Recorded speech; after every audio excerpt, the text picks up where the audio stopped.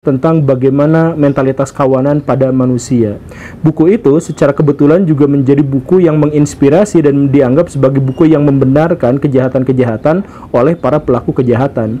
Bisa dibilang bahwa buku ini juga memiliki kaitan yang sangat erat dengan Darwinisme sosial, di mana orang yang melakukan kejahatan sebenarnya adalah bagian dari tindakan-tindakan alamiah mereka. Lalu apa sebenarnya mentalitas kawanan atau mentality of herd yang dijelaskan dalam buku itu? Ya, intinya adalah bahwa manusia itu sama seperti hewan dan masih mewarisi mentalitas hewan. Di antaranya adalah mentalitas kawanan, di mana manusia itu akan bergerak sesuai dengan kebanyakan orang melakukan hal yang sama.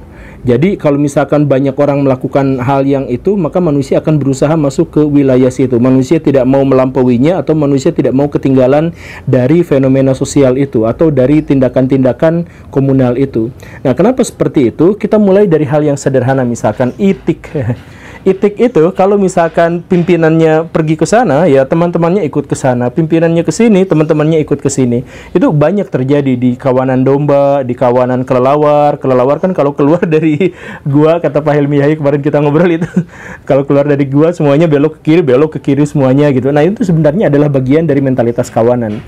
Kenapa hewan-hewan itu melakukan hal yang seperti itu? Ada dua penjelasannya. Yang pertama itu adalah bahwa hewan-hewan itu berusaha untuk tampak lebih mengancam, tampak lebih besar dibandingkan dengan lawannya. Jadi kalau misalkan ada satu ekor kerbau, mungkin satu singa berani melawannya. Tapi kalau ada sekelompok kerbau, maka singa akan mencari perhitungan gimana caranya untuk bisa menaklukkan kerbau-kerbau itu, kan seperti itu.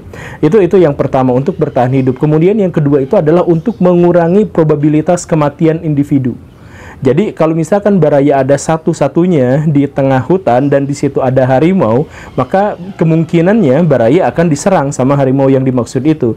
Tetapi kalau misalkan di sana ada 10 orang dan satu harimau, maka kemungkinan baraya untuk diserang oleh harimau itu hanya 1 berbanding 10. Begitu. Nah, akhirnya apa? Akhirnya makhluk-makhluk yang merasa dirinya lemah itu biasanya memiliki mentalitas kawanan seperti itu.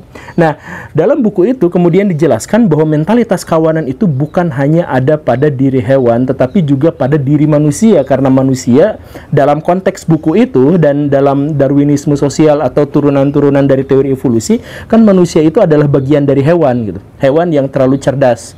Begitu. Nah, karena itu mentalitas-mentalitas yang seperti tadi itu juga masih dimiliki oleh manusia.